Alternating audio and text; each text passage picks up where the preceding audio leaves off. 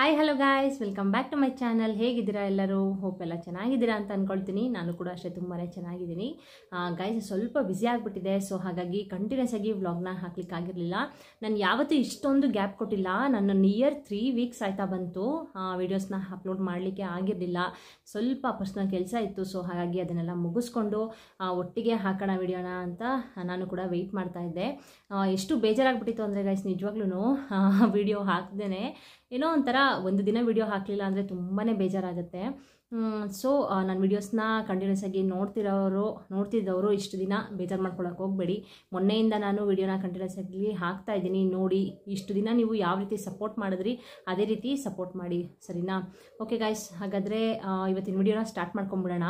ಏನಪ್ಪ ಅಂತಂದರೆ, ನಾನು ಒಂದು ವಿಡಿಯೋನ ಹಾಕಿದ್ದೆ. ಗಂಡು ಮಗುನೇ ಆಗುತ್ತೆ ಅಂತ ನನಗೆ ಮೊದಲೇ ಹೇಗೆ ಗೊತ್ತಿತ್ತು ಅಂತ ವಿಡಿಯೋ ಮಾಡಿ ಹಾಕಿದ್ದೆ, ಸರಿನಾ? ಅದಕ್ಕೆ ಒಂದು ಕೆಲವೊಬ್ಬರು ಕಮೆಂಟ್ಸ್ ಮಾಡಿದರು, ಮೇಡಮ್ ಶಾರ್ಟಾಗಿ ಹೇಳಿ. ನಾನು ಸ್ವಲ್ಪ ಅಂದರೆ ಅದನ್ನು ಡಿಜಿಟಲ್ ಆಗಿ ಫುಲ್ಲು ಎಕ್ಸ್ಪ್ಲೇನ್ ಮಾಡಿ ಹಾಕಿದ್ದೆ, ಪ್ರತಿಯೊಂದು ಕೂಡ ಎಕ್ಸ್ಪ್ಲೇನ್ ಮಾಡಿ ಹಾಕಿದ್ದೆ. ಅದರಲ್ಲಿ ಕೆಲವೊಬ್ಬರು ಹೇಳಿದ್ರು, ಮೇಡಮ್ ತುಂಬ ಲಾಂಗ್ ಆಯಿತು ವಿಡಿಯೋ, ಸ್ವಲ್ಪ ಶಾರ್ಟಾಗಿ ಮಾಡಿ ಅಂತ ಹೇಳಿದರು, ಸರಿನಾ? ಸೊ ಒಬ್ಬೊಬ್ಬರು ಏನು ಮಾಡ್ತಾರೆ ಅಂದರೆ ಲಾಂಗ್ ವಿಡಿಯೋ ಇಷ್ಟಪಡೋದಿಲ್ಲ. ಒಬ್ಬೊಬ್ಬರು ಅಂದರೆ ತುಂಬ ಡೀಟೇಲಾಗಿ ಎಕ್ಸ್ಪ್ಲೇನ್ ಮಾಡಿದ್ರೆ ಬೆಟರ್ ಅಂತ ಒಬ್ಬೊಬ್ಬರು ಆ ರೀತಿ ಥಿಂಕ್ ಮಾಡ್ತಾರೆ.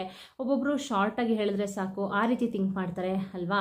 ಸೊ ಅದಕ್ಕೋಸ್ಕರ ನಾನು ಇವತ್ತಿನ ವಿಡಿಯೋದಲ್ಲಿ ಶಾರ್ಟಾಗಿ ಸಿಂಪಲ್ಲಾಗಿ ಮೇನ್ ಮಾತ್ರ ನಾನು ಇವತ್ತಿನ ವಿಡಿಯೋದಲ್ಲಿ ಹೇಳೋಣ ಅಂತ ವಿಡಿಯೋನ ಮಾಡ್ತಾ ಇದ್ದೀನಿ. ಯಾಕಂದರೆ ಮುಂದೆ ವಿಡಿಯೋಸ್ನ ನೋಡೋರು ಇರ್ತಾರಲ್ವಾ, ಸೊ ಅವ್ರಿಗೂ ಕೂಡ ಒಬ್ಬೊಬ್ಬರಿಗೆ ಲಾಂಗ್ ವಿಡಿಯೋ ಇಷ್ಟ ಆಗಲಿಲ್ಲ ಅಂತಂದರೆ ಈ ಥರ ಶಾರ್ಟ್ ವಿಡಿಯೋಗಳನ್ನ ನೋಡ್ಕೊಳ್ತಾರೆ. ಸೊ ಹಾಗಾಗಿ ಮೇನ್ ಪಾಯಿಂಟ್ ಅಂದರೆ ಮೇನ್ ಯಾವುದಿದೆ ಅದನ್ನು ಮಾತ್ರ ನಾನು ನಿಮ್ಮ ಜೊತೆ ಎಕ್ಸ್ಪ್ಲೇನ್ ಮಾಡ್ತೀನಿ, ಸರಿನಾ? ಓಕೆ ಗಾಯ್ಸ್, ವಿಡಿಯೋ ಸ್ಟಾರ್ಟ್ ಮಾಡೋಕ್ಕಿಂತ ಮುಂಚೆ ನನ್ನ ಚಾನಲ್ಗೆ ಸಬ್ಸ್ಕ್ರೈಬ್ ಮಾಡ್ಕೊಳ್ದಿರೋರು ದಯವಿಟ್ಟು ಸಬ್ಸ್ಕ್ರೈಬ್ ಮಾಡಿಕೊಂಡು ನನ್ನ ಚಾನಲ್ಗೆ ಸಪೋರ್ಟ್ ಮಾಡಿ. ಹೀಗೆ ಸಪೋರ್ಟ್ ಮಾಡಿ. ಹಾಗೆಯೇ ನಿಮ್ಗೆ ಯಾವುದಾದ್ರೂ ವೀಡಿಯೋಸ್ ಬೇಕು ಅಂತಂದರೆ ಕಮೆಂಟ್ ಮುಖಾಂತರ ತಿಳಿಸಿ. ಹಾಗೆಯೇ ಈ ವಿಡಿಯೋ ನಿಮಗೆ ಎಷ್ಟು ಯೂಸ್ಫುಲ್ ಆಯಿತು, ಎಷ್ಟು ಇಷ್ಟ ಆಯಿತು, ಆ್ಯಂಡ್ ಯಾವ್ಯಾವ ಏನಾದರೂ ಕ್ವಶನ್ಸ್ ಏನಾದ್ರು ಇದ್ದರೆ ನನಗೆ ಕಮೆಂಟ್ ಮುಖಾಂತರ ತಿಳಿಸಿ, ನಾನು ಆನ್ಸರ್ ಮಾಡ್ತೀನಿ, ಓಕೆನಾ? ಹಾಗೆಯೇ ಒಂದು ಲೈಕ್ ಕೊಡೋದನ್ನ ಮರಿಬೇಡಿ. ಓಕೆ, ಬನ್ನಿ ತಡ ಮಾಡದೆ ವಿಡಿಯೋನ ಸ್ಟಾರ್ಟ್ ಮಾಡ್ಕೊಂಬಿಡೋಣ. ಗೈಸ್, ನಾನು ನನ್ನ ಹೊಟ್ಟೆನಲ್ಲಿ ಗಂಡು ಮಗುನೇ ಇದೆ ಅಂತ ಯಾವ ರೀತಿ ನನಗೆ ನಾನೇ ಪತ್ತೆ ಹಚ್ಕೊಂಡೆ ಅಂತ ನೀವು ಕೇಳೋದಾದರೆ, ನಾನು ಮೇಯ್ನಾಗಿ ಗಾಯ್ಸ್ ಫಸ್ಟು ಪ್ರಿಫರೆನ್ಸ್ನ ಕೊಟ್ಟಿದ್ದು ನಾನು ಗಣಪತಿ ದೇವರಂದರೆ ತುಂಬಾ ಇಷ್ಟ ನನಗೆ, ಸರಿನಾ? ಬಟ್ ನಾನು ಒಂದು ವ್ರತದ ಬಗ್ಗೆ ಹಾಕಿದ್ದೀನಿ. ಆ ವ್ರತ ಮಾಡಿದ್ಮೇಲೆ ನನಗೆ ಪ್ರೆಗ್ನೆನ್ಸಿ ಅನ್ನೋದು ಕನ್ಫರ್ಮ್ ಆಯಿತು, ಸರಿನಾ? ಯಾಕಂದರೆ ನಾವು ಸುಮಾರು ಇನ್ನೊಂದು ಹೇಳಲಿಕ್ಕೆ ಇಷ್ಟಪಡ್ತೀನಿ ಗಾಯ್ಸ್, ಯಾರು ಕೂಡ ಪ್ಲ್ಯಾನಿಂಗ್ ಅನ್ನೋದನ್ನ ದಯವಿಟ್ಟು ಮಾಡ್ಕೊಳಕ್ಕೆ ಹೋಗಬೇಡಿ. ದೇವರು ಕೊಟ್ಟಾಗ ನಾವು ಈಸ್ಕೊಂಡ್ಬಿಡ್ಬೇಕು ಅಲ್ವಾ? ಪ್ಲ್ಯಾನಿಂಗ್ ಎಲ್ಲ ಮಾಡಿಕೊಂಡ್ರೆ ಈಗಿನ ಜನ್ರೇಷನಲ್ಲಿ ಮಕ್ಕಳಾಗೋದು ತುಂಬಾ ಕಷ್ಟ. ಇನ್ನು ಪ್ಲ್ಯಾನಿಂಗ್ ಮಾಡಿಕೊಂಡು 2 ಇಯರ್ಸ್ ಬೇಡ 3 ಇಯರ್ಸ್ ಬೇಡ ಆ ಥರ ಎಲ್ಲ ಮಾಡ್ಕೊಳಕ್ಕೆ ಹೋಗಬೇಡಿ. ಯಾಕಂದರೆ ನಾನು ಅದರಿಂದ ದಾಟಿ ಹೊರಗಡೆ ಬಂದಿದ್ದೀನಿ, ಅದಕ್ಕೋಸ್ಕರ ಹೇಳಿದ್ದಷ್ಟೇ. ನಾವು ಒಂದು 2 ಇಯರ್ಸ್ ಬೇಡ ಅಂತ ಅಂದ್ಕೊಂಡು ಪ್ಲ್ಯಾನಿಂಗ್ ಮಾಡ್ಕೊಂಡ್ವಿ. ಆಮೇಲೆ ಟ್ರೈ ಮಾಡ್ತಿದ್ರು ಕೂಡ ಆಗ್ತಾ ಇರಲಿಲ್ಲ. ಸೊ ಆವಾಗ ನನಗೆ ಸಿಂಪಲ್ಲಾಗಿ ಹೇಳಬೇಕು ಅಂತಂದರೆ, ನನಗೆ ನಮ್ಮ ಮನೆ ಪಕ್ಕ, ನಂದು ನೇಟಿವ್ ಬಂದು ಮಂಡ್ಯ, ನಮ್ಮ ಮನೆ ಪಕ್ಕ ಒಬ್ಬರು ಅಕ್ಕ ಇದ್ದರು. ಅವರು ಒಂದು ಗಣಪತಿ ವ್ರತದ ಬಗ್ಗೆ ಹೇಳಿದರು, ಓಕೆನಾ? ನಂದು ಮ್ಯಾರೇಜು ತುಂಬಾ ಕಷ್ಟ ಆಗ್ತಾಯಿತ್ತು ಮ್ಯಾರೇಜ್ ಆಗಲಿಕ್ಕೆ. ಸೊ ಆ ವ್ರತ ಆಗುತ್ತೆ ಅಂತ ಹೇಳಿದ್ರು. ಆ ವ್ರತ ಮಾಡಿದ್ಮೇಲೆ ನನಗೆ ಮ್ಯಾರೇಜ್ ಕೂಡ ಆಯಿತು. ಸೊ ನಾನು ಅವಾಗ ಏನು ಥಿಂಕ್ ಮಾಡಿದೆ ಅಂತಂದರೆ, ಓಕೆ ನೋಡೋಣ, ಮಗು ಕೂಡ ಹಿಂಗೆ ಆಗ್ತಿದೆ ಅಲ್ವಾ, ಸೊ ಈ ವ್ರತನ ಮತ್ತೆ ಮಾಡೋಣ, ಮಗು ಬೇಕು ಈ ಥರ ಅಂತ ಗಣಪತಿಗೆ ವ್ರತ ಮಾಡೋಣ ಅಂತ ಅಂದ್ಬಿಟ್ಟು ಆ ವ್ರತ ಕೂಡ ಮಾಡಿದೆ. ನನಗೆ ಸಕ್ಸಸ್ಫುಲ್ ಆಯಿತು. ನೀವು ನಂಬ್ತಿರೋ ಬಿಡ್ತಿರೋ, ನಾನು ವ್ರತ ಮಾಡಿ ಅದರ ನೆಕ್ಸ್ಟ್ ಮಂತಿಗೆ ನಂದು ಪ್ರೆಗ್ನೆನ್ಸಿ ಅನ್ನೋದು ಕನ್ಫರ್ಮ್ ಆಯಿತು. ಎಷ್ಟು ಖುಷಿ ಆಯಿತು ಅಂದರೆ ಗಾಯ್ಸ್. ಸೊ ಆ ವ್ರತದ ಬಗ್ಗೆ ನಿಮ್ಗೆ ಏನಾದರೂ ಬೇಕು ಅಂತ ಅಂದರೆ ನಾನು ವಿಡಿಯೋನ ಡಿಸ್ಕ್ರಿಪ್ಷನಲ್ಲಿ ಲಿಂಕ್ನ ಶೇರ್ ಮಾಡಿರ್ತೀನಿ, ಒಂದ್ಸಲ ಚೆಕ್ ಮಾಡ್ಕೊಳ್ಳಿ. ನಿಜವಾಗ್ಲೂ 100% ಅದು ಹಾಗೆ ಆಗುತ್ತೆ. ನನ್ನ ಫ್ರೆಂಡು ಕೂಡ ಮಾಡಿ, ಅವಳಿಗೂ ಕೂಡ ಒಂದು 7 ಇಯರ್ಸಿಂದ ಅವಳಿಗೂ ಕೂಡ ಮಕ್ಕಳಿರಲಿಲ್ಲ, ಅವಳು ಕೂಡ ಮಾಡಿ ಅವಳಿಗೂ ಕೂಡ ಸಕ್ಸಸ್ಫುಲ್ ಆಯಿತು. ಹಾಗೆಯೇ ಅವಳಿಗೂ ಕೂಡ ಬಾಯ್ ಬೇಬಿನೇ ಆಯಿತು, ಸರಿನಾ? ಆ ವ್ರತದ್ದು ಫುಲ್ಲು ಡೀಟೇಲ್ಸು ಅಂದರೆ ಸಿಂಪಲ್ ವ್ರತ ಗಾಯ್ಸ್. ನೀವೇನು ತಲೆ ಅಯ್ಯೋ ತುಂಬ ದೊಡ್ಡ ವ್ರತನೇನೋ, ನಾವು ತುಂಬ ದುಡ್ಡು ಖರ್ಚು ಮಾಡಬೇಕೇನೋ, ತುಂಬ ಕಷ್ಟ ಇರುತ್ತೇನೋ ಆ ಥರ ಏನೂ ಇಲ್ಲ, ಉಪವಾಸ ಮಾಡಬೇಕೇನೋ ಆ ಥರ ಏನೂ ಇಲ್ಲ ಗಾಯ್ಸ್. ಸಿಂಪಲ್ ವ್ರತ, ಆರಾಮಾಗಿ ಅದನ್ನು ಮಾಡ್ಕೊಳ್ಳಿ. ನಿಜವಾಗ್ಲೂ ನಿಮಗೆ ಪ್ರೆಗ್ನೆನ್ಸಿ ಅನ್ನೋದು ಕನ್ಫರ್ಮ್ ಆಗೇ ಆಗುತ್ತೆ. ಹಾಗೆಯೇ ಮ್ಯಾರೇಜ್ ಆಗಿಲ್ಲ, ಜಾಬ್ ಏನಾದರೂ ನೀವು ಸರ್ಚ್ ಮಾಡ್ತಾ ಇದ್ದರೆ ಅದನ್ನೆಲ್ಲ ಕೂಡ ನೀವು ಆರಾಮಾಗಿ ಆ ವ್ರತದಲ್ಲಿ ನೀವು ಮಾಡ್ಕೊಳ್ಬಹುದು, ಸರಿನಾ? ಇದು ನನ್ನ ಎಕ್ಸ್ಪೀರಿಯೆನ್ಸು. ಸೊ ಹಾಗಾಗಿ ಈ ವ್ರತ ಮಾಡಿದ್ಮೇಲೆ ನನಗೆ ಒಂದು ನಂಬಿಕೆ ಇತ್ತು, ಅಂದರೆ ನನಗೆ ಬಾಯ್ ಬೇಬಿನೇ ಬೇಕು ಅಂತ ತುಂಬಾ ಆಸೆ ಇತ್ತು. ಬಿಕಾಸ್ ನನ್ನ ಡ್ಯಾಡಿ ಎಕ್ಸ್ಪೈರ್ ಆಗಿದ್ರು, ಸೊ ಅವರೇ ನನ್ನ ಹೊಟ್ಟೆಲಿ ಹುಟ್ಟು ಬರಬೇಕಂತ ತುಂಬಾ ಆಸೆ ಇತ್ತು. ಸೊ ಹಾಗಾಗಿ ನಾನು ಆ ವ್ರತನ ಮಾಡಿ ನನಗೆ ಬಾಯ್ ಬೇಬಿನೇ ಆಯಿತು, ಸರಿನಾ? ಇದೊಂದು ನನಗೆ ತುಂಬ ಕನ್ಫರ್ಮ್ ಆಗಿ ಇದ್ದಿತ್ತು. ಯಾಕಂದರೆ ಮ್ಯಾರೇಜಿಗೂ ಕೂಡ ಅದೇ ರೀತಿ ವ್ರತ ಮಾಡಿದೆ. ನೆಕ್ಸ್ಟು ನಾನು ಬಾಯ್ ಬೇಬಿನೇ ಬೇಕು ಅನ್ನೋದಕ್ಕೂ ಕೂಡ ವ್ರತನ ಮಾಡಿದೆ. ಸೊ ಅದು ಕೂಡ ನನಗೆ ಸಕ್ಸಸ್ಫುಲ್ ಆಯಿತು. ಸೊ ನೀವು ಕೂಡ ನೋಡಿ ವ್ರತನ ಮಾಡಿ, ನಿಜವಾಗ್ಲೂ ಅದು ಒಳ್ಳೆಯದಾಗೇ ಆಗುತ್ತೆ. ಓಕೆನಾ. ಸೊ ಗೈಸ್, ಇದಾದ್ಮೇಲಿಂದ ನಾನು ಕೆಲವೊಂದು ಸಿಂಪ್ಟಮ್ಸ್ಗಳನ್ನ ಅಬ್ಸರ್ವ್ ಮಾಡ್ಕೊಂಡೆ. ನಿಜ ಹೇಳ್ತೀನಿ ಗೈಸ್, ನಾನು ಯೂಟ್ಯೂಬೆಲ್ಲ ಸರ್ಚ್ ಮಾಡಿ ಬಾಯ್ ಬೇಬಿ ಆಗುತ್ತಾ ಗರ್ಲ್ ಬೇಬಿ ಆಗುತ್ತಾ ಅಂತ ನಾನು ಯಾವುದೇ ಕಾರಣಕ್ಕೂ ಯೂಟ್ಯೂಬ್ನ ನಾನು ಸರ್ಚ್ ಮಾಡಿ ಈ ಥರ ಸಿಂಪ್ಟಮ್ಸ್ಗಳನ್ನ ಚೆಕ್ ಮಾಡಿಲ್ಲ. ಯಾಕಂದರೆ ಅದು ನನ್ನ ತಲೆಗೂ ಕೂಡ ಓಡಿಲ್ಲ. ಈ ಥರ ಸಿಂಪ್ಟಮ್ಸ್ಗಳೆಲ್ಲ ಚೆಕ್ ಮಾಡಬೇಕು, ಬಾಯ್ ಬೇಬಿನೇ ಆಗುತ್ತಾ ಗರ್ಲ್ ಬೇಬಿನೇ ಆಗುತ್ತಾ ಅಂತ ಸಿಂಪ್ಟಮ್ಸ್ ಇರುತ್ತೆ ಅಂತ ನಾನು ಚೆಕ್ ಮಾಡಬೇಕು ಅಂತ ನಂಗೆ ತಲೆಗೂ ಕೂಡ ಓಡಿಲ್ಲ. ಬಟ್ ನನ್ನ ಫ್ರೆಂಡ್ ಕೂಡ ಆಲ್ರೆಡಿ ಒಂದು ಬೇಬಿ ಇತ್ತು ಅವಳಿಗೆ. ಅವಳು ಕೂಡ ಸೆಕೆಂಡ್ ಬೇಬಿಗೆ ಪ್ರೆಗ್ನೆಂಟ್ ಇದ್ಲು. ಅವಳೆಲ್ಲ ಎಕ್ಸ್ಪೀರಿಯೆನ್ಸ್ ಅಲ್ವಾ. ಸೊ ಅವ್ರನ್ನೆಲ್ಲ ನನ್ನ ಫ್ರೆಂಡ್ಸ್ ಎಲ್ಲ ಕೇಳ್ಕೊಳ್ತಾ ಇದೆ, ಮಗು ಇರೋರ್ನೆಲ್ಲ ಕೇಳ್ಕೊಳ್ತಾ ಇದೆ, ಏನೇನು ಸಿಂಪ್ಟಮ್ಸ್ ಇರ್ತಿತ್ತು ನಿಮಗೆ ಈ ಥರ ಎಲ್ಲ ಕೇಳಿಕೊಂಡು ನಾನು ನನಗಿರೋ ಸಿಂಪ್ಟಮ್ಸ್ನ ನೋಡಿಕೊಂಡು ನಾನು ಆವಾಗ ನನಗೆ ಇನ್ನೂ ಇದ್ದದ್ದು ಕೂಡ ಕನ್ಫರ್ಮ್ ಆಗೋಯಿತು. ನನಗೊಂದು ನಂಬಿಕೆ ಇತ್ತು, ದೇವರು ನನಗೆ ಯಾವತ್ತೂ ಮೋಸ ಮಾಡಲ್ಲ, ಗಣಪತಿ ನಿಜವಾಗ್ಲೂ ನಾನು ತುಂಬ ಭಕ್ತಿಯಿಂದ ಈ ವ್ರತನ ಮಾಡಿದ್ದೀನಿ, ಒಳ್ಳೆಯದಾಗೇ ಆಗುತ್ತೆ ಅಂತ ನನಗೆ ನಂಬಿಕೆ ಇತ್ತು. ಸರಿನಾ. ಸೊ ಹಾಗಾಗಿ ಅದರ ಜೊತೆಗೆ ಒಂದು ಕ್ಯೂರಿಯಾಸಿಟಿ ಅನ್ನೋದು ಇರುತ್ತಲ್ವಾ, ಯಾವ ಬೇಬಿ ಇರ್ಬೋದು, ನಂಬಿಕೆ ಇರುತ್ತೆ, ಒಂದು ಗಂಡು ಮಗುನೇ ಆಗೋದಂತ ನಂಬಿಕೆ ಇರುತ್ತೆ. ಅಂದರೂ ಕೂಡ ಏನೋ ಒಂಥರ ಒಂದು ಕಡೆ ತುಂಬಾ ಎಷ್ಟೇ ನಂಬಿಕೆ ಇದ್ರೂ ಒಂದು ಕ್ಯೂರಿಯಾಸಿಟಿ ಅನ್ನೋದು ಇರುತ್ತೆ. ನಿಜವಾಗ್ಲೂ ಗಂಡು ಮಗುನೇ ಇರುತ್ತೆ ಅಲ್ವಾ, ಇಲ್ಲ ಗರ್ಲ್ ಬೇಬಿ ಸಿಂಪ್ಟಮ್ಸ್, ಇಲ್ಲ ಬಾಯ್ ಬೇಬಿ ಸಿಂಪ್ಟಮ್ಸ್ ಯಾವುದಿರುತ್ತೆ, ಈ ಥರ ನನಗೂ ಕೂಡ ತಲೆಯಲ್ಲಿ ಹಲವಾರು ಕ್ವಶನ್ಸು ಓಡ್ತಾ ಇತ್ತು. ಸೊ ಹಾಗಾಗಿ ನಾನು ನನ್ನ ಫ್ರೆಂಡ್ಸ್ನ ಕೇಳಿಕೊಂಡು ಅದನ್ನು ತಿಳ್ಕೊಂಡೆ ಯಾವ ರೀತಿ ಸಿಂಪ್ಟಮ್ಸ್ ಅಂತ. ನಿಮಗೂ ಕೂಡ ಸಿಂಪಲ್ಲಾಗಿ ಶೇರ್ ಮಾಡ್ತೀನಿ.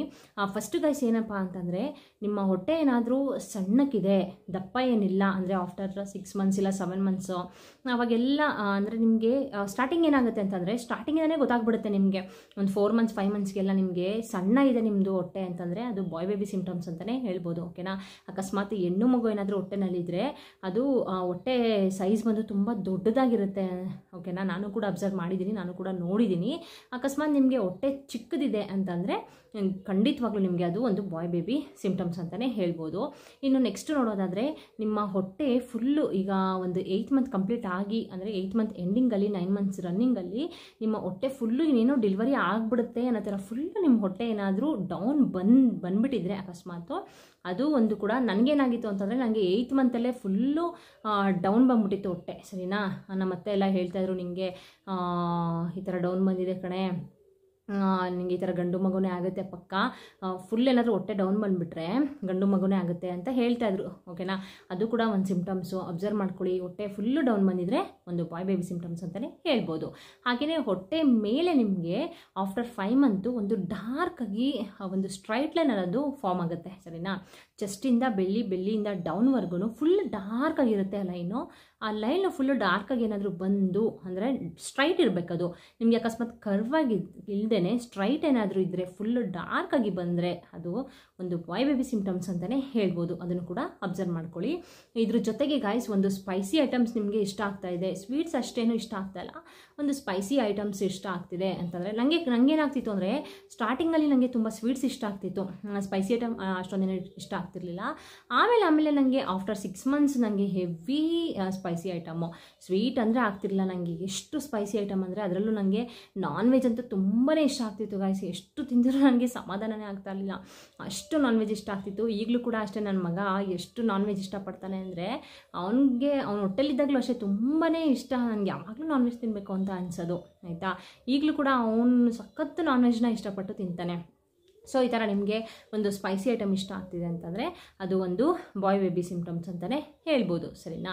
ಹಾಗೆಯೇ ಗೈಸ್, ಇನ್ನೊಂದೇನೆಂದರೆ 8th ಮಂತಲ್ಲಿ ನಿಮಗೆ ಅಕಸ್ಮಾತ್ ನಿಮಗೆ BP ಏನಾದರೂ ಏನೂ ಇಲ್ಲದೇ ಕಾಲು ನಿಮಗೆ ಊದ್ಕೊಳ್ತಾ ಇದೆ, ಮುಖ ಕೈ ಕಾಲೆಲ್ಲ ಊದ್ಕೊಳ್ತಾ ಇದೆ, ಕಾಲು ಜಾಸ್ತಿ ಊದ್ಕೊಳ್ತಿದೆ ಅಂದರೆ ಅದು ಕೂಡ ಒಂದು ಬಾಯ್ ಬೇಬಿ ಸಿಂಪ್ಟಮ್ಸ್ ಅಂತಲೇ ಹೇಳ್ಬೋದು. ಇನ್ನು ನೆಕ್ಸ್ಟ್ ನೋಡೋದಾದರೆ, ನಿಮಗೆ ವಾಮಿಟಿಂಗ್ ಸೆನ್ಸೇಷನ್ ಇರುತ್ತೆ ಹೊರತು ವಾಮಿಟಿಂಗ್ ಬರಲ್ಲ. ವಾಮಿಟಿಂಗ್ ಬರೋ ಥರ ಅಂತ ಅನಿಸುತ್ತೆ ನಿಮಗೆ. ಬಟ್ ನಾನು ನಿಜ ಹೇಳ್ತೀನಿ, ನಾನು ಸ್ಟಾರ್ಟಿಂಗು ಪ್ರೆಗ್ನೆನ್ಸಿ ಕನ್ಫರ್ಮ್ ಆದಾಗ ನಾನು ಒಂದೇ ಸಲ ವಾಮಿಟ್ ಮಾಡಿದ್ದು ಅಷ್ಟೇ. ನನಗೆ ವಾಮಿಟ್ ಅಂತಲೇ ಗೊತ್ತಿಲ್ಲ ಗಾಯ್ಸ್, ವಾಮಿಟೇ ಆಗಿಲ್ಲ ನನಗೆ ಸ್ಟಾರ್ಟಿಂಗಿಂದ ಹಿಡಿದು ಎಂಡಿಂಗ್ವರೆಗೂ ಕೂಡ.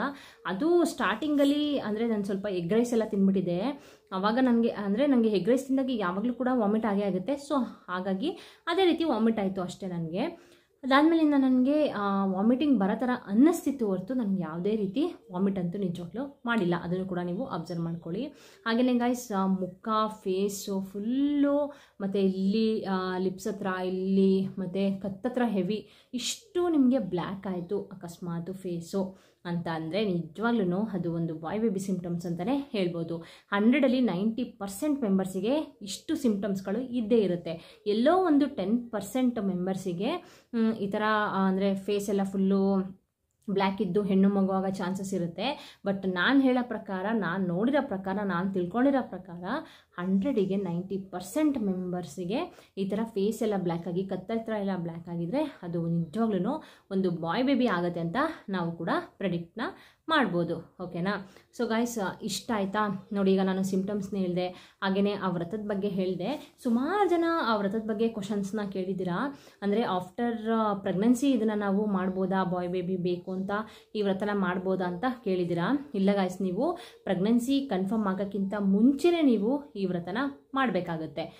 ಯಾಕಂದರೆ ಪ್ರೆಗ್ನೆನ್ಸಿ ಆದಮೇಲೆ, ಕನ್ಫರ್ಮ್ ಆದಮೇಲೆ ವ್ರತ ಮಾಡಿ ಏನೂ ಯೂಸ್ ಇಲ್ಲ. ಮುಂಚೆನೇ ನಿಮ್ಗೆ ಏನಾದರೂ ಬಾಯ್ ಬೇಬಿನೇ ಬೇಕು ಅಂತ ಅಂದರೆ ಈ ವ್ರತನ ಮಾಡಿ ನಿಜವಾಗ್ಲೂ ಒಳ್ಳೆಯದಾಗೇ ಆಗುತ್ತೆ. ಸರಿನಾ? ಸೊ ಗೈಸ್ ಇಷ್ಟು ಸಿಂಪ್ಟಮ್ಸ್ಗಳನ್ನ ಅಬ್ಸರ್ವ್ ಮಾಡ್ಕೊಳ್ಳಿ. ಹಾಗೆಯೇ ಆ ವ್ರತನೂ ಕೂಡ ಮಾಡಿ ನಿಜವಾಗ್ಲೂ ಒಳ್ಳೆಯದಾಗೇ ಆಗುತ್ತೆ. ಹಾಗೆಯೇ ಗೈಸ್ ನಾನು ಹಲವಾರು ವೀಡಿಯೋಸ್ನ ಹಾಕಿದ್ದೀನಿ. ಇದ್ರ ಜೊತೆಗೆ ಗೈಸ್ ಸ್ಕ್ಯಾನಿಂಗ್ ರಿಪೋರ್ಟ್ ಕೂಡ ನಾನು ಶೇರ್ ಮಾಡಿದ್ದೀನಿ. ಆ ಸ್ಕ್ಯಾನಿಂಗ್ ರಿಪೋರ್ಟಲ್ಲಿ ಒಂದು ಪ್ಲೆಸೆಂಟಾ ಪೊಸಿಷನಿಂದ ನಿಜವಾಗ್ಲೂ ನಾವು ಒಂದು ಬಾಯ್ ಬೇಬಿ ಗರ್ಲ್ ಬೇಬಿ ಆಗುತ್ತೆ ಅಂತ ಪ್ರೆಡಿಕ್ಷನ್ನ ಮಾಡ್ಬೋದಾ? ಖಂಡಿತವಾಗ್ಲೂ ಮಾಡಲಿಕ್ಕೆ ಆಗೋದಿಲ್ಲ ಗೈಸ್. ಓಕೆನಾ? ಯಾಕಂದರೆ ಎಕ್ಸಾಂಪಲ್ ನಾನು ನನ್ನ ಸ್ಕ್ಯಾನಿಂಗ್ ರಿಪೋರ್ಟ್ನ ಹಾಕಿದ್ದೀನಿ, ಒಂದ್ಸಲ ಚೆಕ್ ಮಾಡ್ಕೊಳ್ಳಿ ಬೇಕಾದರೆ. ನನ್ನ ಅಂದರೆ ಆ್ಯಂಟೀರಿಯರ್ ಇದ್ದರೆ ಹೆಣ್ಣು ಮಗು ಆಗುತ್ತೆ, ಪೋಸ್ಟೀರಿಯರ್ ಇದ್ದರೆ ಗಂಡು ಮಗು ಆಗುತ್ತೆ ಅಂತ ಸುಮಾರು ಜನ ಹೇಳ್ತಾರೆ. ಬಟ್ ನನಗೆ ಬಂದು ಆ್ಯಂಟೀರಿಯರ್ ಇದ್ದು ನನಗೆ ಗಂಡು ಮಗುನೇ ಆಯಿತು, ಹೆಣ್ಣು ಮಗು ಆಗಲಿಲ್ಲ. ಸೊ ನಾನು ನನ್ನ ಮಗಂದು ಫುಲ್ಲು ಡೀಟೇಲಾಗಿ scanning reports, NT scanning reports, anomaly scanning reports, growth scanning reports ಎಲ್ಲನೂ ಕೂಡ ಆ್ಯಂಡ್ ಫೈನಲ್ ಸ್ಕ್ಯಾನಿಂಗ್ ರಿಪೋರ್ಟ್ಸು ಎಲ್ಲನೂ ಕೂಡ ನಾನು ಶೇರ್ ಮಾಡಿದ್ದೀನಿ. ಅದನ್ನು ಒಂದ್ಸಲ ಬೇಕಾದ್ರೆ ಚೆಕ್ ಮಾಡ್ಕೊಳ್ಳಿ. ನಾನು ಎಲ್ಲಾದ್ರದ್ದು ವೀಡಿಯೋಸ್ನ ನಿಮಗೆ ಇದರಲ್ಲಿ ಡಿಸ್ಕ್ರಿಪ್ಷನಲ್ಲಿ ಲಿಂಕನ್ನು ಹಾಕಿರ್ತೀನಿ.